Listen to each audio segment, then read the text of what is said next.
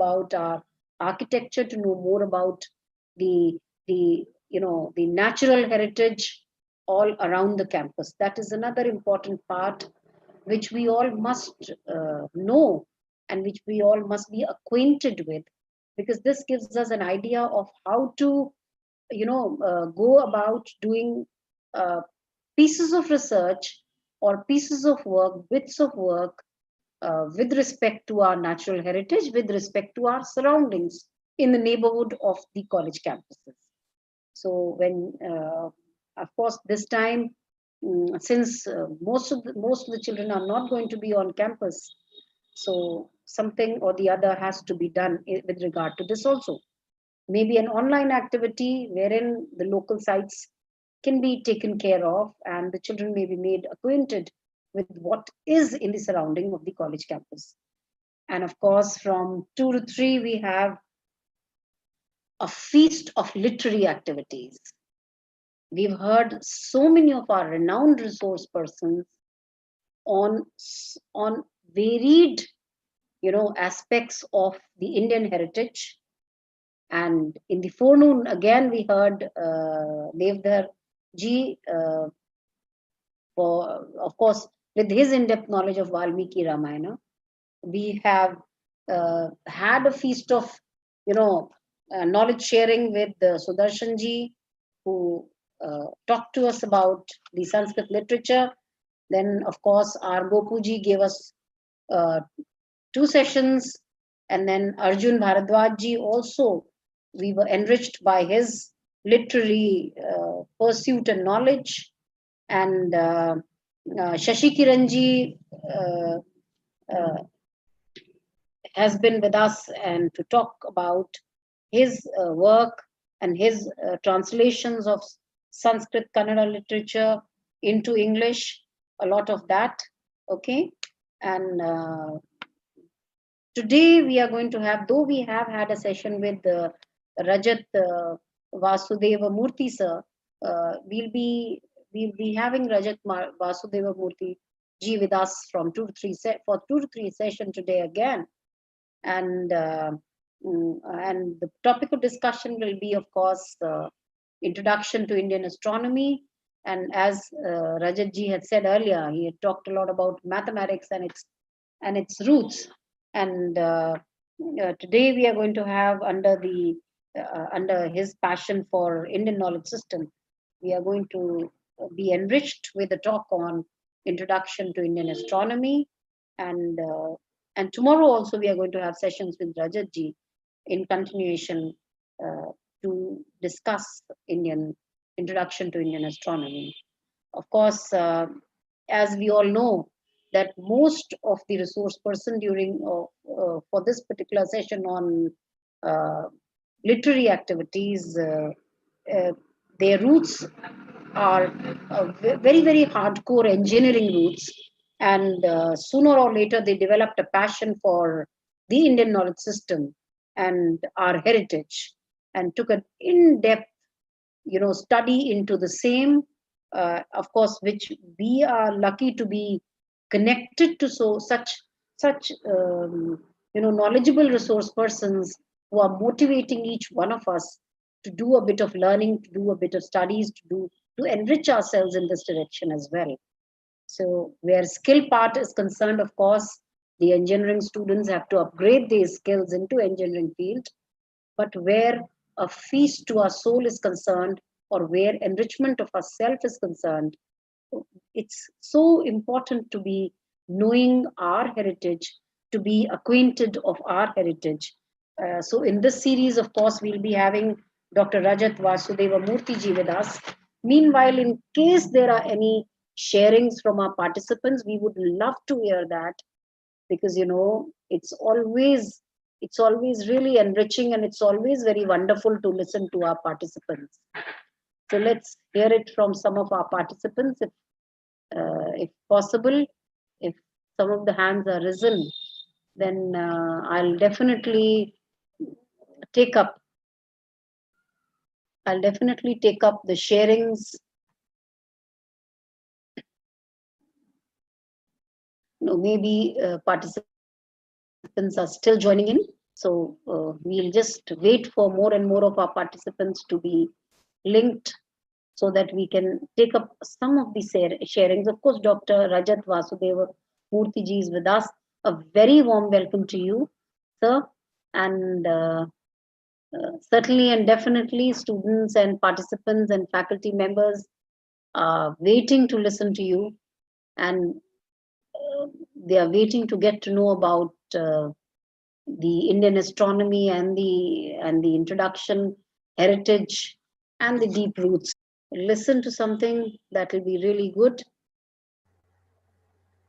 Didi, Minu ji is not in the webinar right now. Okay, So okay, you may okay. continue. Okay. Right. That is okay. Otherwise, I thought that maybe from the YouTube, if we could take up something, we'll wait for Minudi to join, or Sujoy Bhaiya to join. Yes, we have wonderful. We have Dr. Uma BV. Yes, ma'am. Good afternoon, ma'am. Namaste. Good afternoon, madam. Yes. I'm happy to tell that Rajat Vasudev is my student. I am a professor in EC department, RV College of Engineering. When I saw his face, I was feeling he is my student. Now I got the information, his biodata is there. So I am proud that my student is also presenting in AICTE-SIP program.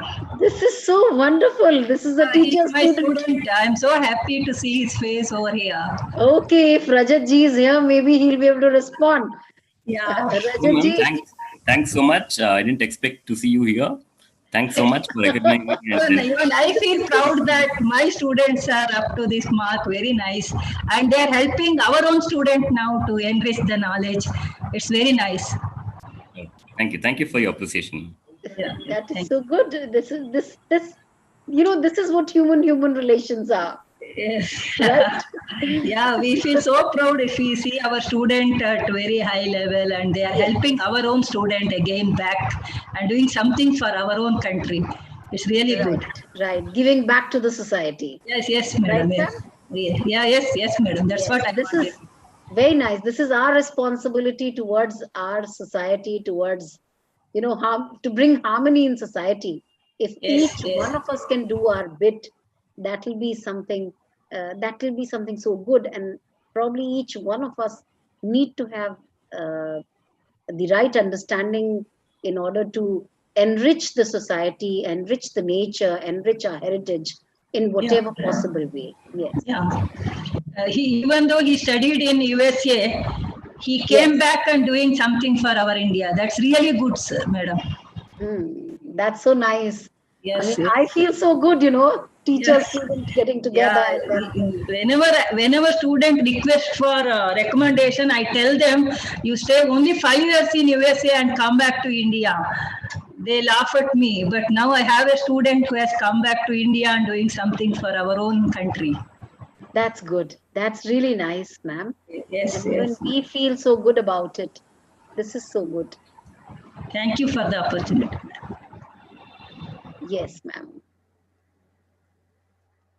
Okay, since it is time, so I think I must introduce our resource person for the day, though, of course, by now, most of the participants are familiar with Dr. Rajat Vasudeva Murthy. Dr. Rajat is an assistant professor in the Department of Electronics and Communication Engineering at BMS College of Engineering, Bangalore. Dr. Rajat has done PhD from Indian Institute of Science, Bangalore, and of course, Bachelor of Engineering in Electronics and Communication Engineering from RV College of Engineering, Bangalore. Of course, worked at Amrita Vishwa Vidyapeetham, Bangalore campus, Pennsylvania State University, State College, USA, and KTH Royal Institute of Technology, Stockholm, Sweden. And research interests are mainly VLSI, circuit and system, but is passionate about something that is really close to Dr. Rajat's heart, is passionate about Indian knowledge system. So this is our, it's our blessing that we have Dr. Rajat with us, and his passion for Indian knowledge system that is going to enrich us today. So over to Dr. Rajat for this particular session. If I'm correct, it is going to be on Introduction to Indian Astronomy. And over to you, Dr. Rajat, with a very warm welcome and namaste. Okay, many thanks for the kind words and thanks for having me here today. So let me try to share my screen.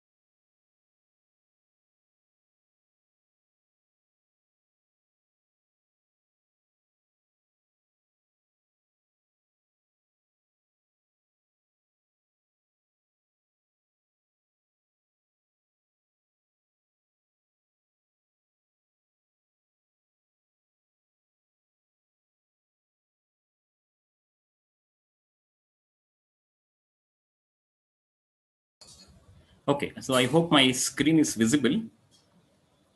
And please let me know if there is any internet issues, my voice lagging or something. I will turn off my video. All right, and please let me know when we are good to go. The screen is visible. Yes. And the voice is also not lagging. Okay. But I think we don't have a full screen. Oh, you don't see my full slide?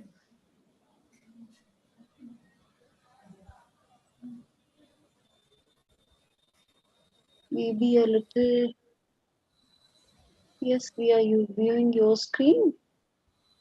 We have the video on as well, but I think we can start with BN Pandibia or RP Bhaiya. The screen is visible to us. Yes. Fine, maybe there's a Sir, little network issue at my end. Yes. Maybe. All right. We can start. Okay. We can start now. It's okay, sir. You may proceed. Okay. All right. Okay, so let me flash the title once again. So I've called it Introduction to Indian Astronomy. All right. So if some of the participants have mics with them, they can interact, right?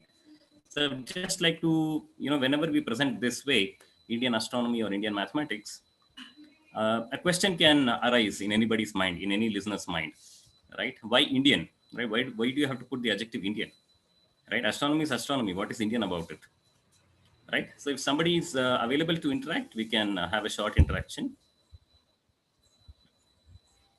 Or if people are muted and you want me to go ahead, that is fine as well. Yes, sir. We have Mr. Srihari with us. Srihari, beta, you want to ask something? No, ma'am, I don't want to ask. Okay. No, I'm asking a question, right? Whenever we hear the phrase Indian mathematics or Indian astronomy, there could be a question which arises in one's mind. Why the prefix or the adjective Indian? Right? Astronomy is astronomy, mathematics is mathematics. What is Indian about it?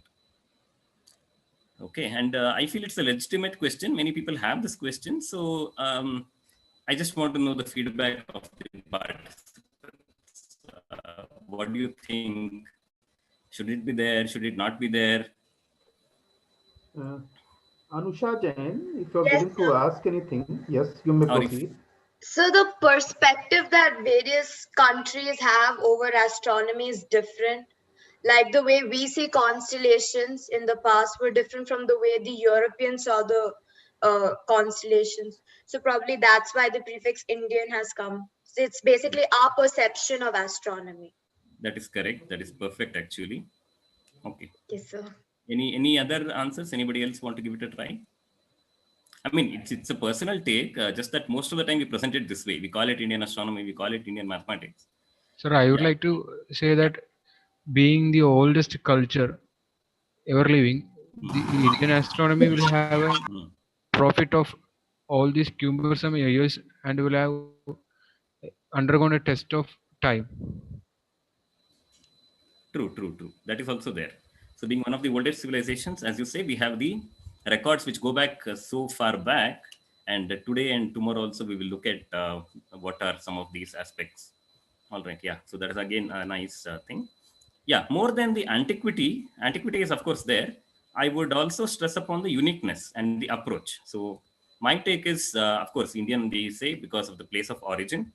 And there is a unique approach which our ancestors have taken, which we will hopefully get an introduction to in this couple of days. And interestingly, this is going to influence not just the way we look up at the sky, right? But our own culture, tradition, all the festivals are linked with it. Okay, so that is the reason I think the adjective is justified. Or if you have a better suggestion for what we can call in future, that is also most welcome. All right.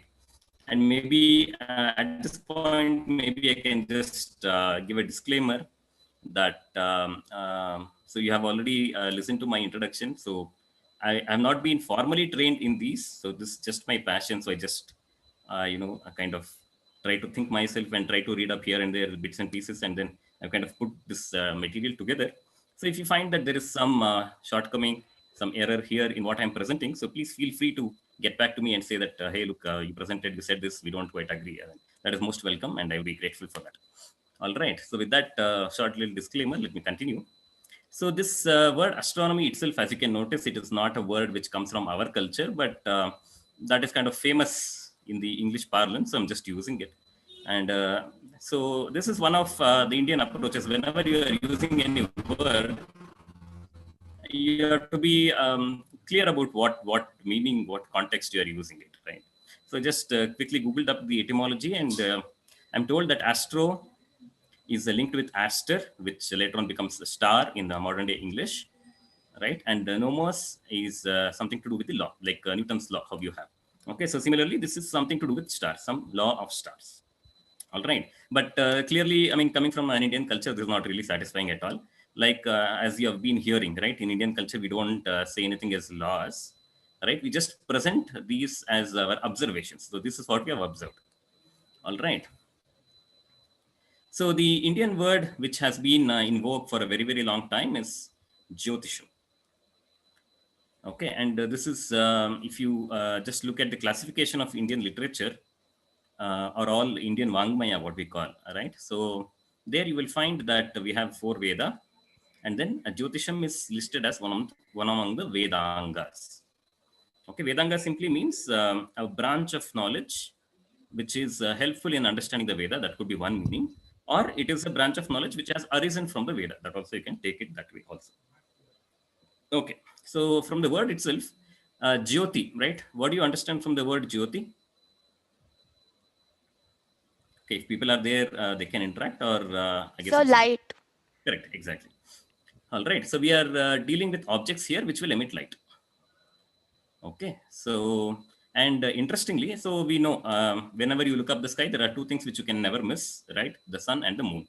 And we would like to discuss a little bit about sun and moon today. All right, so therefore Jyoti is light, as you know, and Jyotisham is that branch of knowledge which will deal with light emitting objects. Okay, and interestingly, these light emitting objects also move as we observe them. Whether they really move or not, we will not be able to say.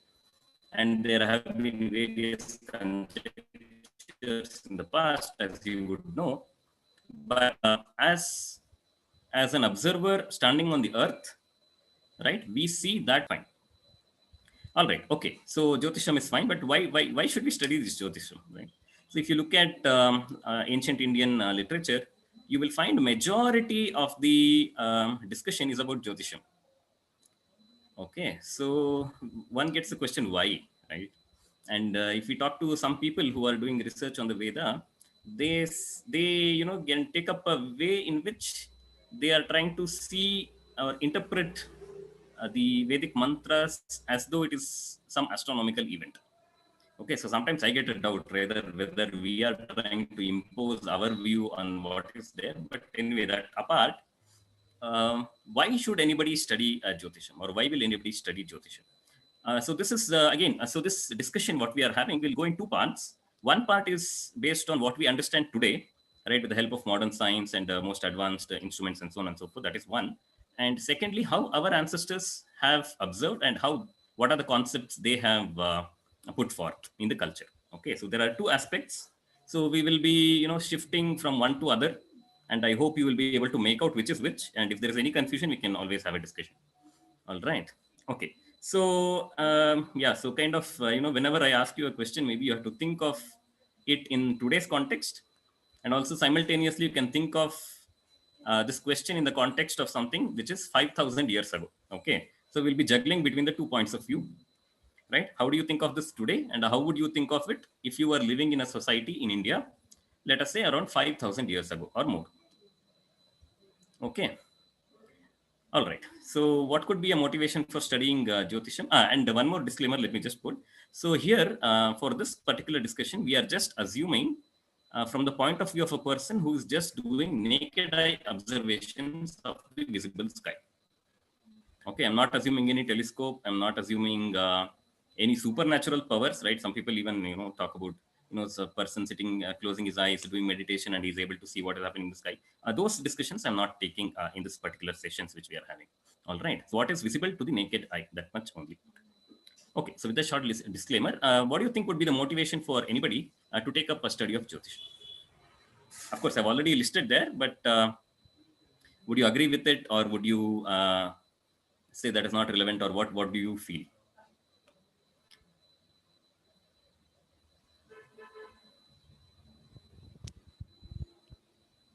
Okay, if anybody wants to quickly share, you can. Sir, I also think that another motivation for the study is to understand the way of nature with respect to some birth or like that. Bharta. What Birth was of a that? person and the way or the nature he or she would be. Oh, okay. So that is okay. Good that you brought it up. Okay, so there is one more thing which people call under the name of astrology. That also I will not be discussing in these short sessions. Sir, I All think right. for cartographic and navigational purposes, people use the heavenly bodies as a reference. So Correct. for that they studied astronomy or Jyotisham. Yes, correct. And that I've tried to capture it in some sense. I've called it overseas trade here, right? So when you are going, when you're navigating on the high seas, or if you are going in a desert area, right, you will not have any landmarks to know where you are, how you are going, which direction you are moving, right? And that time also the stars, the sun and the moon, their motion will come and help you in determining where you are and which direction you should be going. Okay, so Yes, that is sir. what we call overseas trade.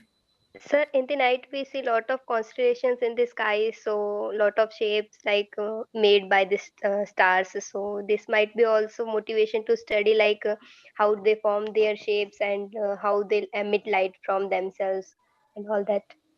And of course, for the navigation purpose also, we can navigate the location of pole star and then use it for navigation purpose. So these are the two motivational ways to study astrology. Yeah, not astrology again. Okay, so let me just clarify that once again. And yeah, so the second point is appreciated for navigation. The first part, whatever you said to study the shapes, I'm not pretty interested, right? If I'm only interested in looking at shapes, I can just look at Rangoli, right? Or Kovil, what they call in, what is that word? I don't get the Tamil word immediately. Anyway, Rangoli is what we typically have on our, outside our homes, right? So that also I can study, no? Why should I look up the sky? All right.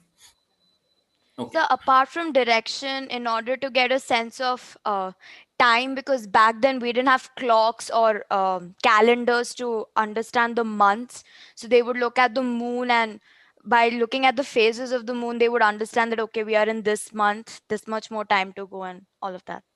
Yeah, excellent. So I'm coming to that. Before that, let me again put another disclaimer. So when we say the word Jyotisham, there are two aspects to it, right?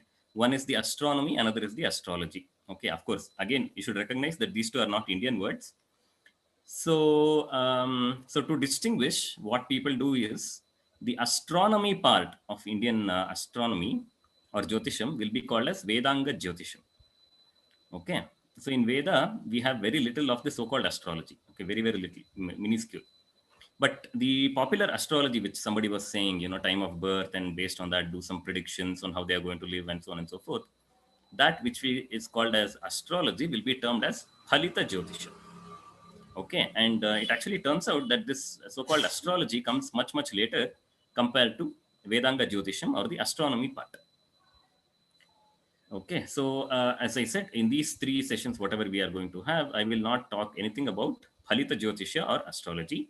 I'm only going to limit myself to astronomy, as has been observed in the Indian culture. All right. Okay, great. So somebody was talking about measurement of time. That is very much correct. But here, for motivation of study, I have put agriculture. Okay. So can someone tell me? Of course, you're all very close. You're giving the right answers. So why do you think? And by the way, so agriculture and overseas trade, as you have been seeing in the very first session itself, they are the root cause of any wealth for any nation, right? You should be able to produce goods, and the fundamental production comes from agriculture, right? Even if you want to produce cloth, you need cotton, you need to grow cotton, right? Silk, you need to grow the mulberry leaves, feed the silkworms, and so on and so forth. So wherever you go, agriculture will be the fundamental starting point for any industry, for any cottage industry, whatever it is. Okay, so agriculture is very important. Then once you grow the raw material, then you have to you will do some processing on it, and then you'll have to go and sell it to somebody, right? So therefore, the wealth of any country is going to depend on agriculture and trade, especially overseas trade. Okay, so this being the context, why do you think astronomy and agriculture would be related? Sir, since agriculture is heavily dependent upon the amount of precipitations, climate, different seasons, so as to comprehend all these things, astronomy will be the best part. Wonderful, wonderful, great, great. Yes, that is correct. Because as you know, certain crops will grow in certain duration, certain time of the year with certain pattern of rainfall and so on and so forth. Therefore, you should have a knowledge of time. Okay, and as another person was pointing out, Jyotisham will give us a nice way of measuring time. So Jyotisham is also sometimes elaborated as a measurement of time, direction, and location. Okay, so putting together, it will be called as Dik, Desha, Kala, Ganana. Dik is direction, Desha is location, latitude, longitude kind of thing. And then Kala is, of course, time. And a computation of this or a measurement of this is Ganana. Okay, so with Jyotisham, you will be having Dik, Desha, Kala. These three you will be able to measure or determine. All right. Okay, so with this brief background, somebody was talking about seasons, right? Especially in the context of agriculture. So may I ask you, right, why are seasons caused, or how are seasons caused? Why should there be seasons at all? So because of the Earth's axis is tilted at an angle and that stays pretty much consistent. So because of this, the distribution of the sun rays on the Earth is different. So that's why the temperature at the equator and the seasons at the equator would differ from what's there in the Arctic Circle and Antarctica as such. Okay, very good. So almost 90% correct. And also, the Earth's orbit is not completely spherical. So sometimes we're closer to the sun, and sometimes we're farther away. So that too would, alter the Distribution of sunlight. distribution of light and temperature around the regions. That is okay. Yeah, that is true. Yeah, but it's not so much different, I feel. It's not very elliptical. Yes, that is there. So we find that certain summers are not as hot as other summers, and certain summers are not as cold, certain winters are not as cold as others. But yeah, okay, fine. But I guess the first person who answered, I didn't get her name. So you were 90% correct, right? You said that the axis of the earth is tilted, all right? But whenever you talk such terms, you have to say tilted with respect to what? Right? Whenever you have an angle, the angle is between two arms or two lines, right? Yes, so one sir. is the Earth's axis, which is the other one with reference to which it is tilted.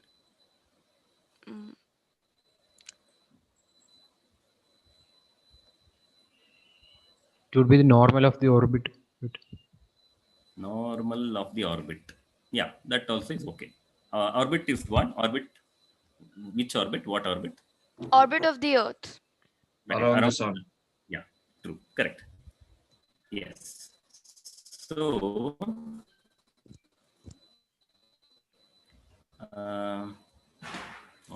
yeah. All right. Okay, so maybe I'll come. So here,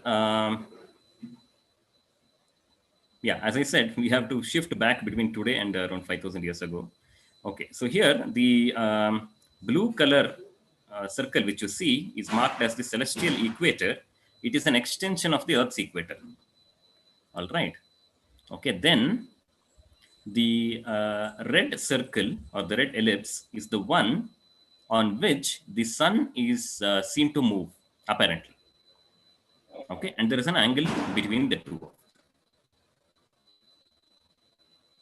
Okay, so if you rotate this picture in such a manner that the ecliptic, which is the path taken by the sun, apparent path taken by the sun, you will see that the Earth's axis is at an angle to it, right? And you know the angle very well. What is the angle? 23.5 degrees. How much angle is this?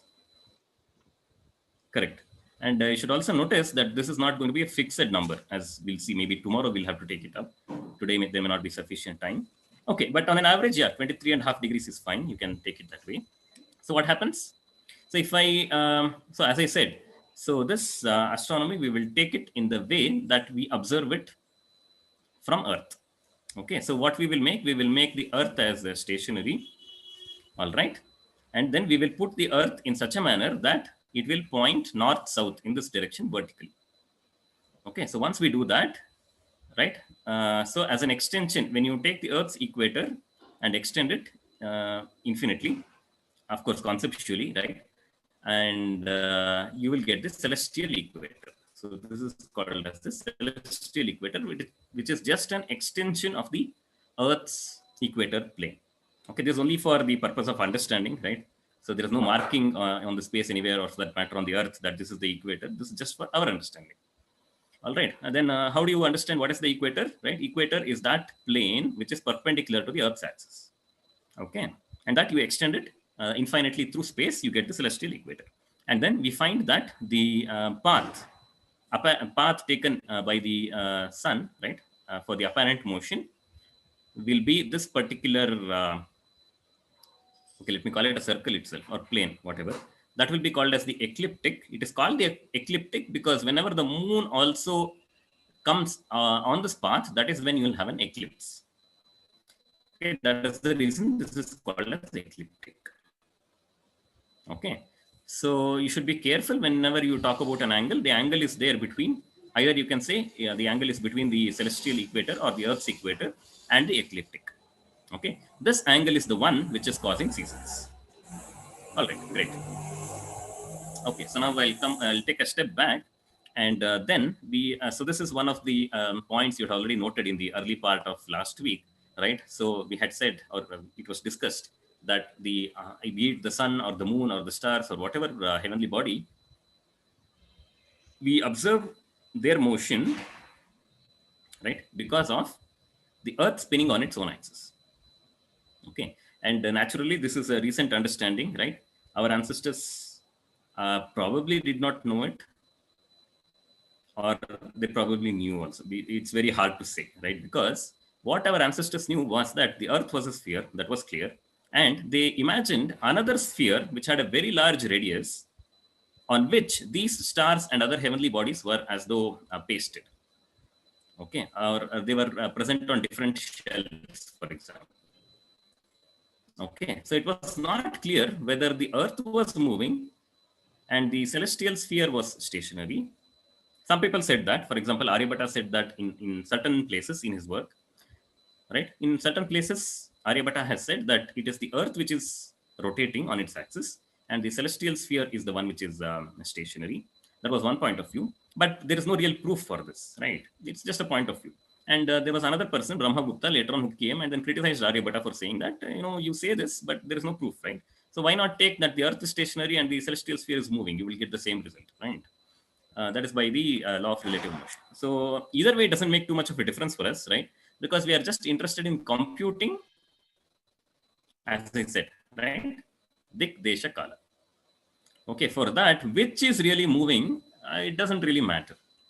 Okay, again, so this is a difference in approach between one of the Eastern and the Western thought. Okay, for us, as long as it is useful for us, we are able to do our computations and do our measurements, and whatever is expected out of this, if we are able to do them correctly, then we are happy, we are fine, right? Because truth, what is truth is actually depends on how we observe it, what is there as evidence for us to observe, right? What is the absolute truth? It will not be very easy to discern. All right, so there is a philosophical difference also there, but anyway, let me not go too much into that. All right. Now, today we know, right, that the Earth is the one which is rotating on its axis, and the stars are fixed. Of course, the moon and other planets also orbit the sun. That is our understanding today. Okay, fine. So now then it's very clear to us, right? The Earth, what direction does the Earth rotate in? If somebody is having the mic. West West to to east. east. Correct. Right. So therefore, the sun appears to rise in the east and set in the west. Likewise, any star or any planet for that matter will appear to rise in the east and set in the west. Okay, fine. So with that brief introduction, let us talk about the motion of the sun. Okay, so this again, I can use this itself, right? Okay, yeah, all right. Okay, so how do you define 1 year, right? So that is one basic unit of time measurement which we have, right? 1 year. So how do you define a year? One complete orbit around the sun of the Earth. Right, that is the modern definition. So when you do an observation, observational definition would be that sun completing one complete revolution around the Earth.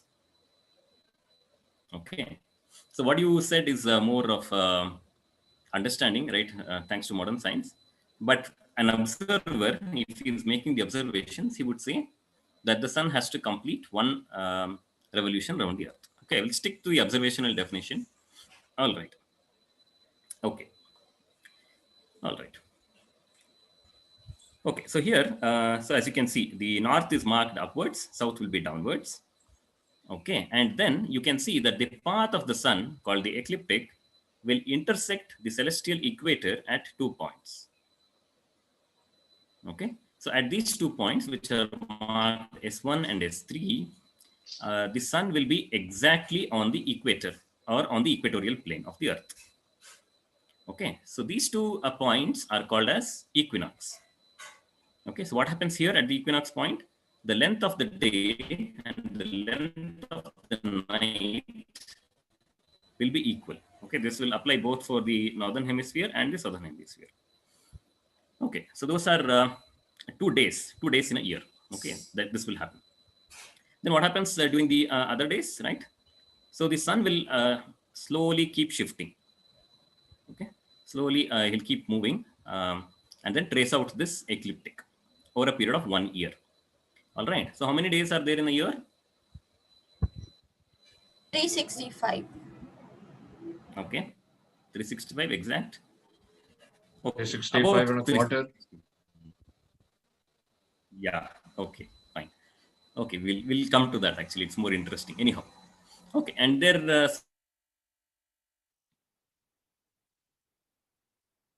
some stage, right, will keep on moving past this point S1, and then it will reach a certain point which is marked as S2 here. Okay, so this is at the northmost point, right? The point which is at the utmost north in the sun's orbit as observed from the Earth. Okay, so what happens here? In the northern hemisphere, right, when the sun is in this position S2, the length of the day will be the longest and the length of the night will be the shortest. Okay, so Sir, please can you repeat, sir? when the sun is in this position marked as S2 here, okay, the length of the day in the northern hemisphere is going to be the longest and the length of the night will be the shortest. Okay, and we happen to be in the northern hemisphere, right, as you know. Thank So you, at sir. that point, when the sun is in S2, the length of the day will be longest for us. Okay, so if you have visited some places which are really in the higher latitudes, right, you will notice that in peak summer, okay, this will happen in summer. So in this peak summer, the sun set may go as late as 8 p.m., sometimes even 9 p.m., depending on your latitude. If you are very close to the, in fact, if you are on the North Pole, right, for these 6 months from S1 to S3, you will not see the sunset at all. All right, of course. So this is the phenomenon because of which the seasons are there. All right, anyhow. So S3 we already discussed. So when the sun continues and then makes and then comes to this point called marked as S4 here. So this is at the southernmost point in the ecliptic, right? And we will focus only on the northern hemisphere because we are in the northern hemisphere and most of the landmass of the earth is there in the northern hemisphere. So here what happens, the length of the day will be the shortest and the length of the day will be longest. Okay, so these are the 4 cardinal points. These 2 are called as the equinox points, right? So today this is called as the vernal equinox. This happens during the spring, S1, spring season. And S3 is called as the autumnal equinox that happens during the period of autumn. All right, again, I'm just using Western terminology here for a bit, but we'll just come back, okay?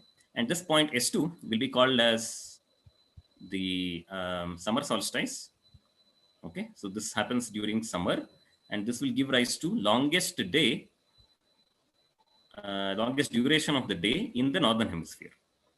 Okay, and this point S4 will be called as winter solstice. Okay, so during this winter solstice in the northern hemisphere, the length of the day will be the shortest. All right, maybe I'll just pause for one couple of seconds here. If there are any quick clarifications, you may please ask. This is very, very important. I hope it is very, very clear. So going by what you said, it appears that in India, both like neither heliocentrism nor geocentrism were accepted. So how did the Western world, like when we didn't have satellites and stuff like that, conclude on heliocentrism, sir? Well, our people have gone by. So they didn't really bother whether you are talking about heliocentric or geocentric. Okay. But there is one Kerala mathematician or astronomer called Nilakanta Somayaji, who for the first time, he pointed out certain limitations of the geocentric system or model. And he said the inner planets, that is Mercury, Venus, Mars, up to Mars, right? These are the ones which will orbit the sun and all the outer planets are orbiting the earth. And mind you, so, and if in fact, even in modern science, if you go by whatever was happening in Europe, the Mercury one is very, very curious, right? If you get a chance, you try to dig up in with the Mercury, right? So there are a lot of things which happen there, very, very interesting. I myself have not been able to, make time to go through a deep study of that. But to come back to your question, see, we are told in popular school history and so on that Copernicus was the first person to come up with the heliocentric theory. All right. As you can see, they fix the term theory there, right? Which is actually appropriate because Indians had done way more observations and had way more observational data compared to what Copernicus had done. Okay, the Copernican argument was simply this. He said, instead of assuming Earth as the center, if you assume sun at the center, the model for calculation will be simpler. That is all he said. Okay, he is not basing his conclusion or theory on solid observational data. He is only saying, if you assume that sun is at the center and you fit a model, right, which is the ellipse model, by then I think Kepler's laws had come out or they were just about coming up. He said you will get a simpler model, so your calculations will be simpler. Okay, but the way the people project it is as though, or he himself may have projected that way, that he has discovered something new. Okay, whereas, but by data you can't say which one is going around what, and that is very, very hard, right? Okay. For that you have to go away from the earth and then look at what is actually happening, which of course modern people have done. But Copernicus, he didn't have enough observational data at all. Our people had more observational data and they were not really bothered which is going around what. As long as you're able to do your calculations right, and then whatever you predict you're able to observe, that is fine. Okay. Thank you, sir.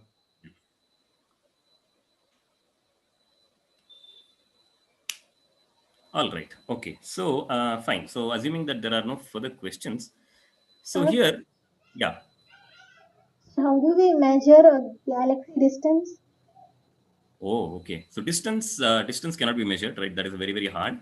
So as you can see in my presentation today and tomorrow, you will not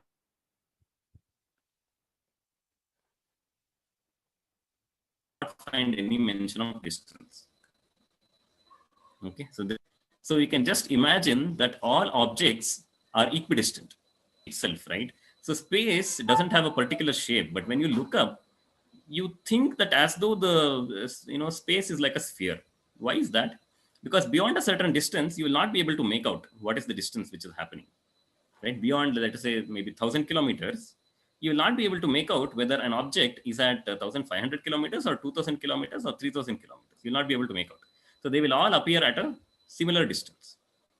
So our ancestors, and even if you look up, any normal human eye would observe that all these heavenly bodies will appear at the same distance. You'll not be able to make out a change in the distance because we don't know what is the actual size of that heavenly body, right? If you knew that this is the size of that particular object, then based on how much you see the size, apparent size, you'll be able to make out whether it is, how far it is, how near it is from you, and so on. But since we don't know the actual size, right? If you just go out and observe, for example, the apparent size of the sun and the moon are actually the same. It's about 2 minutes. Okay, they subtend an angle of about 2 minutes at the human eye. So if we did not know that the sun is bigger than the moon, there was no way of telling whether the sun is closer or the moon is closer. Okay, so that way in all ancient observations, records, discussions, you will not find any distance to any heavenly body. Okay, sir. All right. Okay, so I guess we had just introduced the motion of the sun. So let us introduce a few more terms. So here S4 is going to be the southernmost point in the sun's orbit, and S2 is the northernmost orbit. So therefore, what our people said, they said that from S4, the sun is beginning its northward journey. Okay, so beginning S4, we call this as the Uttarayana. Uttara is north, as you know. Ayana is motion or movement. Like you have Ramayana, right? Ramasya Ayanam. Similarly here, the sun is going north. Roughly, if I loosely use the term, 6 months from S4 to S2, that will be called as Uttarayanam. Okay. So here what happens when we start in S4, we are in winter. You can say peak winter. Okay. And then we slowly we pass through the spring, and then we go through summer. Okay, so at S2, when the sun is in the northernmost point, it will begin its southward journey. Okay, so then the sun will start moving south, and then we call this period from S2 to S4, again loosely speaking 6 months, as Dakshinayana. Dakshina is south, as you know. Ayana is again movement. So 1 year is divided into 2 Ayanas, Uttarayana and Dakshinayana.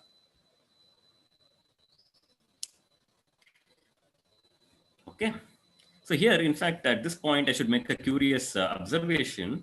So one of the reasons I got interested in astronomy is because some of our relatives, uncles and some of the friends, they were saying, Indian astronomy is all kind of outdated kind of stuff. Because when do we usually celebrate Uttarayana? Can someone answer that? Do you know when Uttarayana is celebrated?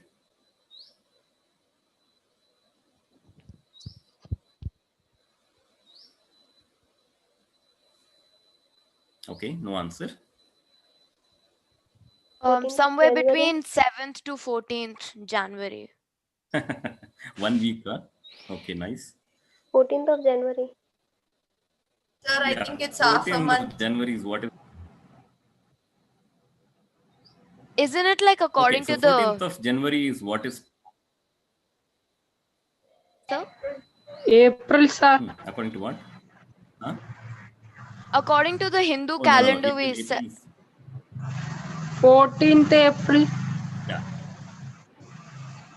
No. 14th April is way off the mark. It's not 14th. It's celebrated according to the Hindu calendar. So like Okay. somewhere in does that it fall zone. on? All right. Okay. Actually, this is very, very interesting. Okay. So I don't know if we'll be able to complete this discussion today, but anyhow. So, okay. The reason I asked that question is typically, yes, typically, as somebody said, January 14th is the date we take for Uttarayana, but that is not correct in the sense. So this is what, right? Our people, friends, relatives, uncles, and so on, they were saying, you know, your calendar is all outdated because you are celebrating Uttarayana way late. Uttarayana has already happened, and so on. So that is how I kind of got interested. And only a couple of years back, when we dig a little deeper, I could get some of these understanding. Okay, so okay, let me bring it up later. Let me not confuse you now. All right. Okay. In fact, Rajatji, I would like to welcome our Gopuji as well. He's with us. So, Oh wow, wonderful. that's really good. So he is also with us. A very warm welcome Great, to you. Oh, thank you. Gopuji. Wonderful. We'll continue with Rajatji's Yes. session. Sure. So yeah, so we were just talking about the motion of the sun, right? So we have this 1 year divided into two ayanas.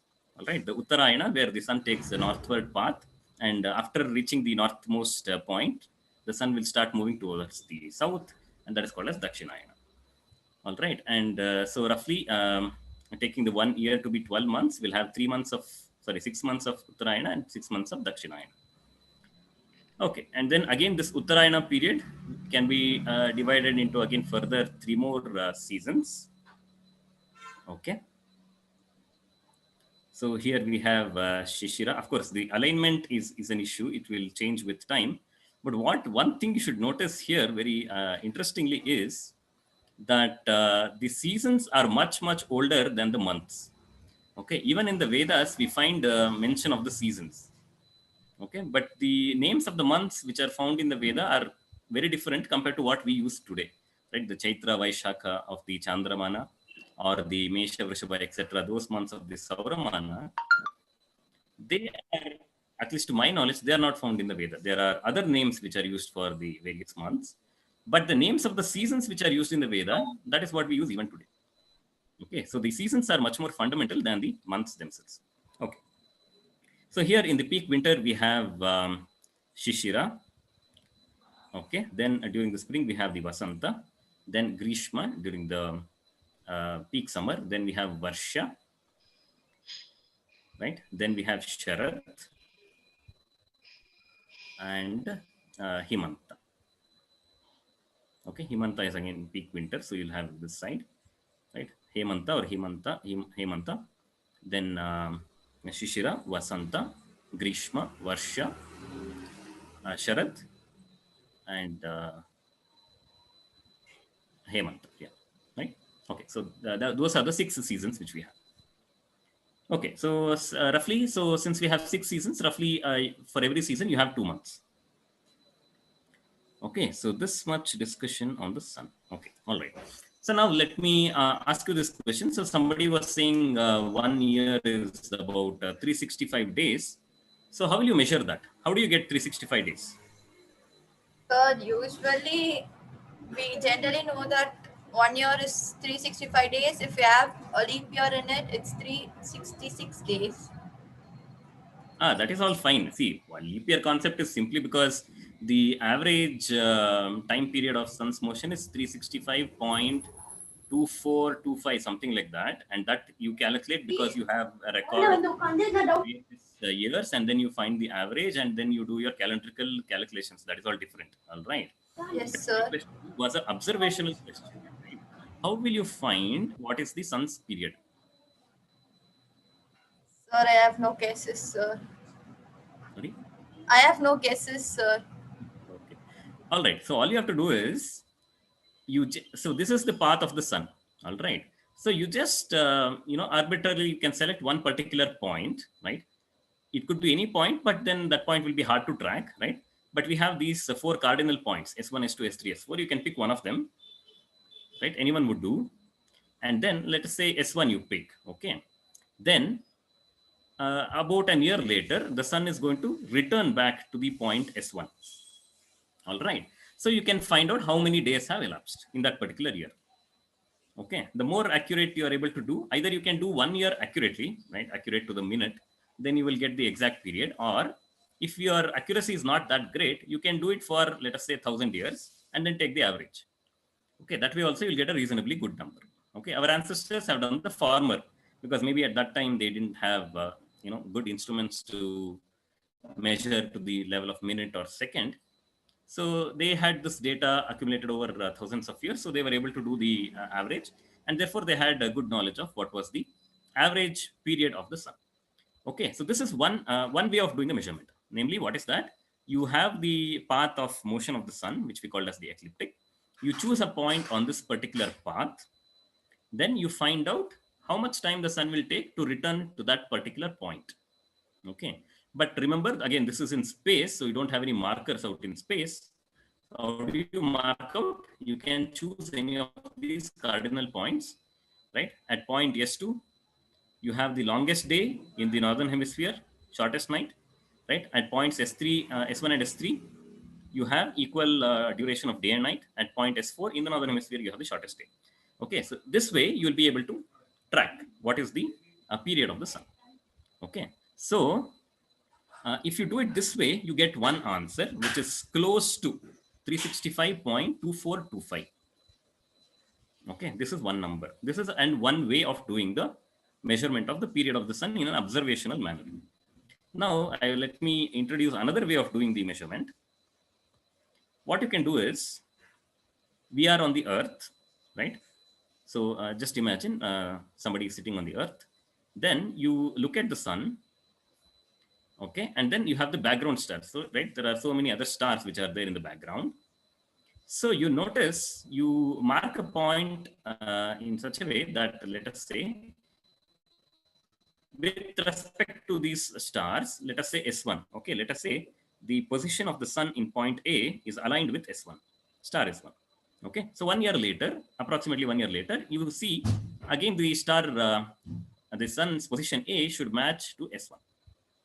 Correct. So with the help of the background stars, you can track what will be the average period of the sun, right? Sun's revolution. That is another way of doing. Okay. So now let me ask you a question. So will you get the same answer in these two? Firstly, are the two methods correct? Is there any fallacy in any one of the method? Okay, the question number one. And question number two, will you get the same answer if you do it in these two different methods? What do you think?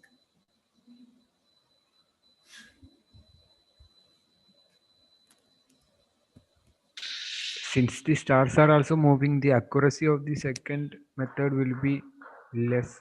I think so. Yeah. Okay. Why will the stars move? The stars are fixed, right? No, they are revolving around. Apparently, the sun is revolving around some huge body in the center of the Milky Way or something. Okay. So even the stars should also move. Oh, I see. Okay. But the stars are in different galaxies, no? If the sun is But we have stars within our own galaxy, right? The other galaxies, like within our like observable part of the universe, right? So you can take one star as a reference. So, and in the first method, sir, that you suggested, that you stand in one point and then so again, since they wouldn't have had a reference of time. So how can they say that that day was, the day was so much longer and the night was so much shorter? So how did they come to those conclusions as well, sir? Wow. Good. Yeah. Okay. I'll clarify that in the next question, next slide. Yeah. Good. Okay. Fine. Yes. So I think it'll be same only in both the methodologies. Okay. Because even if you're looking at a star from another galaxy, the light is coming to our planet in light years. So that light was there a couple of centuries ago. So it shouldn't make much of a difference. All right. Okay. And then, we are in the Hubble sphere. Oh, what the is sphere that? in which we are in. Yes, there's a sphere called which we can access. Okay. Hello. Okay. It's called the Hubble sphere, and the outer sphere is expanding in the speed of light.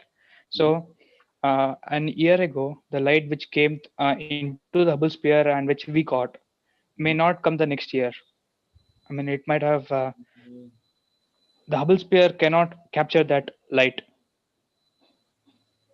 No, I don't think that is correct.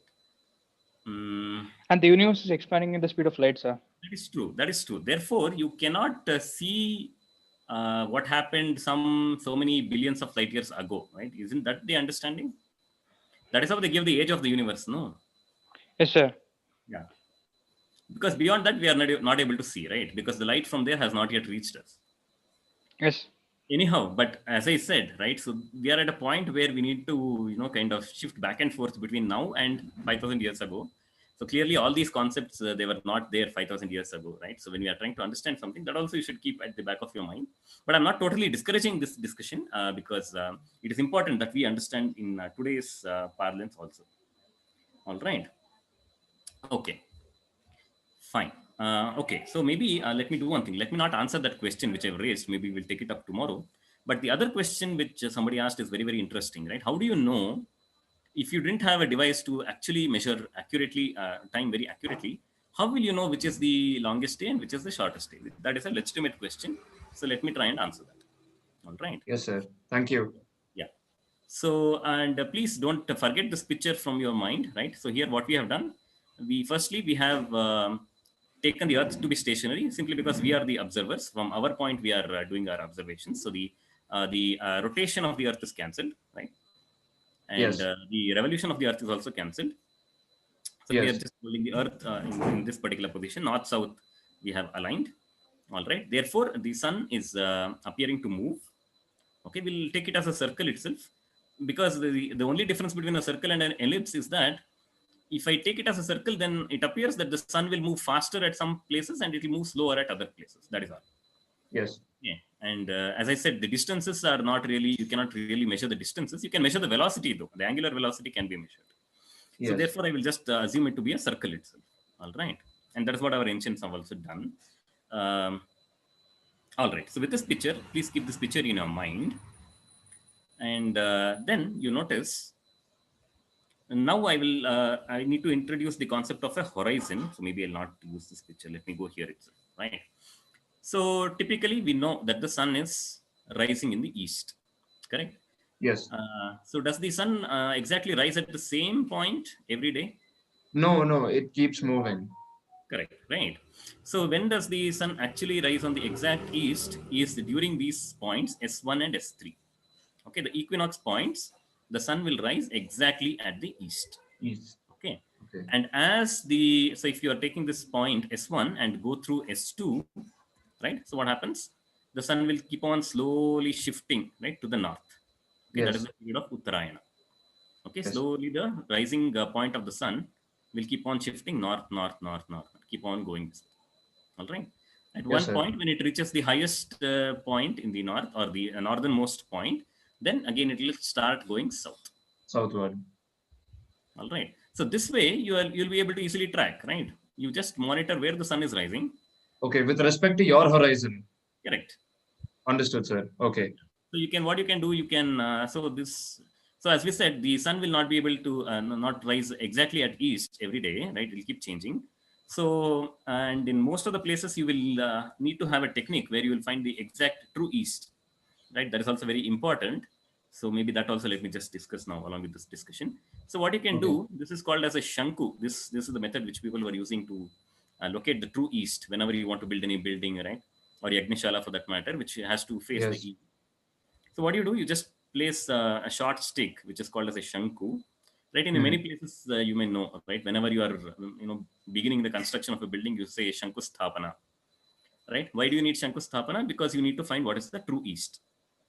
Okay, so you place this stick, okay, and then with the help of a thread, you draw a circle around that stick, right? With the this OS center. OX is your Shanku, called a gnomon, but anyway, we don't understand gnomon that much. Shanku is better for us, right? Yeah. So place this Shanku and take a thread or a rope. And then with the base of the Shanku as center, you draw a circle, mark out a circle, right? A sand is good enough, sand or something which you can mark. Yes. bigger the circle, better it is, right? All the errors will be minimal. Of course, here since Yes. I made error in copying this figure anyhow. So what do? You come here in the morning, right, as early as possible once the sun has risen. Then you know in the early morning the shadows will be the longest.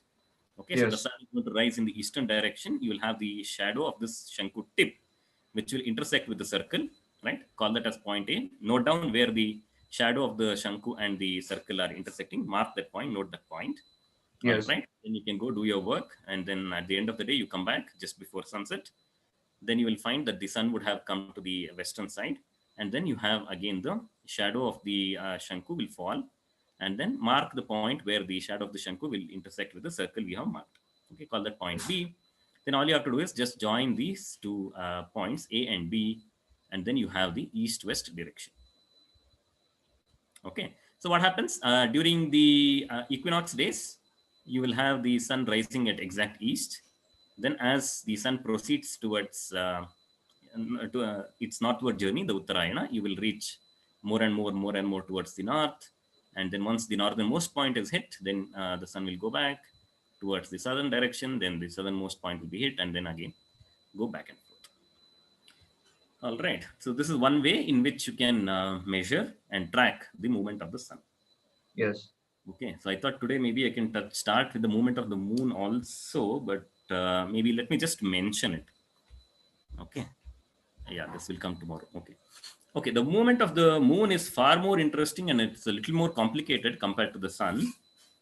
And the moon takes about 23, this is today's number, okay, 23.7 days. Sorry, 27.3 days the moon takes to complete one revolution around the earth. Okay, here the moon actually moves around the earth, so that is there. So the actual revolution, the moon will take 27.3 days. Okay, our ancestors knew that this number was between 27 and 28. So what they did, along the path of the moon, of the motion of the moon, they identified certain patterns, right? Somebody was mentioning patterns during the initial part of the talk. So they identified certain patterns which are which you can identify easily, right? For example, you have various nakshatras, right? That is the nakshatra concept. So they identified 27. Some people identified 27. Some people identified 28 because they knew that it is a number between 27 and 28. So in certain places, for example, in the somewhere in the Yajur Veda, you will find mention of 27. Some other Veda, you will find 28. Okay, so there are two traditions. But once people found that it's closer to 27, it's actually 27.3, people know the 27 nakshatra system became more popular. Okay, but notice, remember that these 27 nakshatra, people usually typically translate as a star or tara, right? That there is a difference because this nakshatra is actually a pattern of stars. For example, if you can locate this Kritika nakshatra, you can see here, the highest one, Kru is marked here. Actually, you can see that there are 6 stars there. Okay, so nakshatra is also a constellation. People translate it as lunar mansion, which is okay. If you understand the concept, the translation doesn't matter. And in these 27 nakshatras, there are about 81 stars. Okay, and in the olden days, this nakshatra was actually an observational entity, right? Based on the shape or the pattern of these stars, we were able to identify the nakshatra. So therefore, naturally, some nakshatra patterns were bigger than others. All right. But okay, so maybe I'll take one more minute and stop here. So this concept was encoded as a story, right? So this story you may have heard that there was one Daksha Prajapati, he had 27 daughters and he gave them in marriage to Moon or Chandra, and Chandra spends one night in each of those wives' house, right? So that is what this is. So as I said, so the moon will take about on an average 27.3 days. So therefore 27 nakshatras were identified. So every night you can see that the moon will be in one nakshatra constellation. So this is how the movement of the moon will be tracked. Okay, so I guess with this, let us take a pause here and continue tomorrow. And again, we have about 5 minutes. So if you have any questions. Sir. Yes, please go ahead, beta. Yes. So what I've heard is that every year the Earth's rotation is slowing down by 1 second or so. And we know the fact that in the universe, everything comes down to equilibrium. And looking at the elliptical paths of all the planets, it's like the Earth, Jupiter, Saturn, all the planets are coming down to the sun. Like, Oh. uh, is that right? What I'm thinking? Well, One day. okay, but that is not really related to the discussion, no? So, are you talking about the Yeah. sun becoming a white dwarf, like, going to Yeah. expand and engulf? That seems correct. That is where you have this all the supernova and stuff, right? This Yes, sir. Chandrasekhar, he got a Nobel Prize for that one, Chandrasekhar limit and so on. Yes, sir. Yeah. So was that right? Is what I'm asking. More connected to our culture, our Panchanga. This is where we are going to define all the elements of the Panchanga. Already you saw the Ayana, Ritu, right? Next we have to define what is Nakshatra, then Tithi, and so on and so forth, which we will do tomorrow. So that instrument that you told us about, in which you could determine which is east, what's the difference between this instrument and the sundial? Because even in the sundial, you're basically tracking shadows to get an idea of time. Correct. So here, yeah, you can use this itself, right? This also will work as a sundial, right? As the sun is moving, you will have this shadow length, right, which will get narrower and narrower, smaller and smaller as you approach noon, and then again it's going to get longer in the other direction. So by looking at the length of the shadow, you'll be able to make out what is the time. So will it be fair to say that we were the first people to come up with the sundial, and it was not the Egyptians or the Babylonians who came up with it? Probably, but you need much more study if you want people to believe you, right? And also one more thing you should not forget is the older civilizations also had a lot of contact with one another. All right. So just for example, when we talk, something about Greece and so on, you should also not forget that India and Greece were actually neighbors, right? Because Alexander had come up till Indus, Porus had fought with him and so on. And once he decided to go back, his one of his deputies, Seleucus Nicator, was there, right at the Indian border on the other side of the Indus, right? And this side, Chandragupta Maurya was there. The Greeks were there on the other side of the Indus. So India and Greece were really neighbors. Okay. So, but today, we think of Greece as a very far place. Of course, that is what is there in political geography, but still, things keep changing over time. Okay, sir. Right. So, there have been a lot of exchanges here and there. We see, if you look at the broad history, in the earlier parts of the Rig Veda, you will find so much commonality between that and the Zenda Vesta of the Iranians, right? And certain words in Sanskrit, they come up very, very later. For example, Kendra, the word Kendra, we don't find it in very old Sanskrit literature. Only the more recent ones you find. Yes, sir. And one of the people speculate that maybe it has come from Greece. Earlier, people were using Nabhi or Bindu. Later on, the word Kendra became more and more popular for the center. Okay.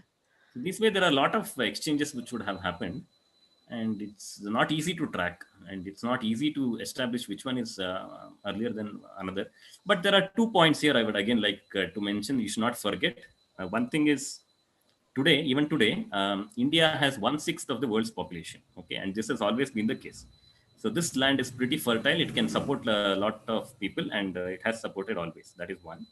Secondly, there are so many manuscripts lying in India, Indian manuscripts lying abroad as well, which are not studied, which are not yet translated, not yet published. Okay, so there is a lot of information which is available, which is unknown. So although I said take your comment or appreciation with a pinch of salt, there is also a lot of evidence which is, let's say, lying out there, which has to be opened up, which has to be researched into, right? If you want people to believe your claim, there is a lot of work to be done. Sir, with respect to this diagram, sir, can you give an accurate definition of forenoon? Oh, this I took up from somewhere. I did not really pay attention to this. Yes, sir.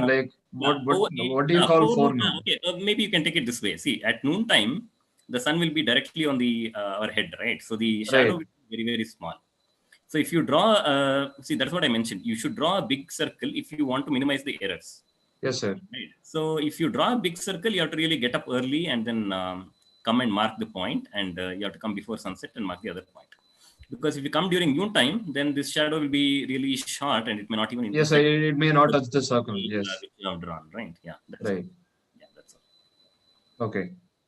Good afternoon, sir. Yeah. So actually, our Asian people used to mark the time with the help some concept like this only. Yeah, obviously, yes. Yeah, like in the Sun Temple, we have a charkha sort of a thing which tells us the accurate timing. I guess one of you had asked the question to Gopu sir earlier in a different context, I believe, or I don't know who asked it, but yeah, that is not very accurate because there, if you see, the chariot wheel is standing vertical, right? So you'll not get a very accurate timing there. If you want to do an accurate, the sundial, it is better you have the shanku erect and the circle horizontal. Okay, this is be more accurate compared to having a wheel which is vertical. That's what I understand. So actually, the angle of the sun is changing every day. So how come that will give me Which angle you mean? angle of the sun to the shanku? Okay, so what? Oh, you mean this angle? This OEB, OB, this angle is changing. Is that what you're Yes, sir. saying?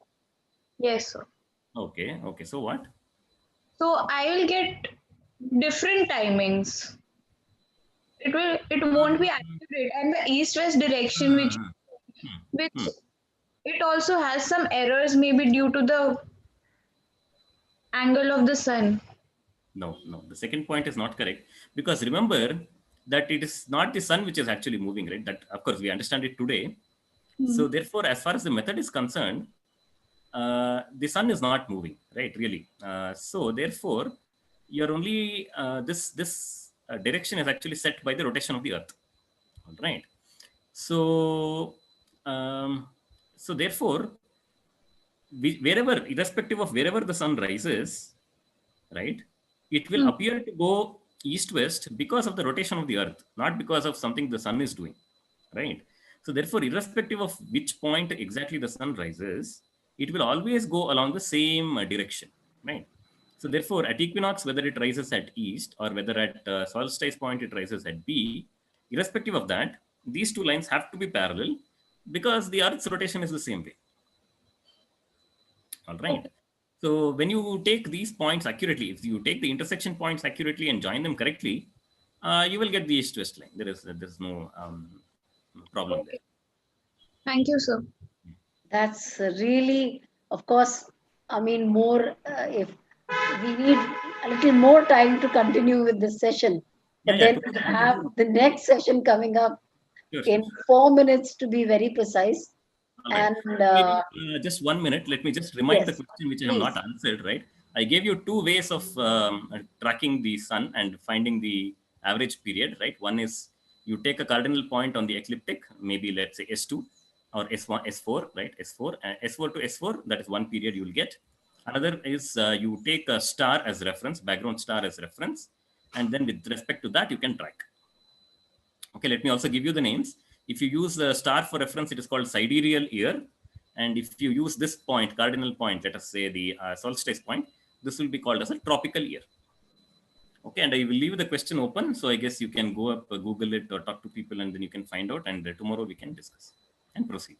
very nice, very nice. So most of the participants have something to take away and they'll ponder over it and come up again tomorrow with a lot of discussion.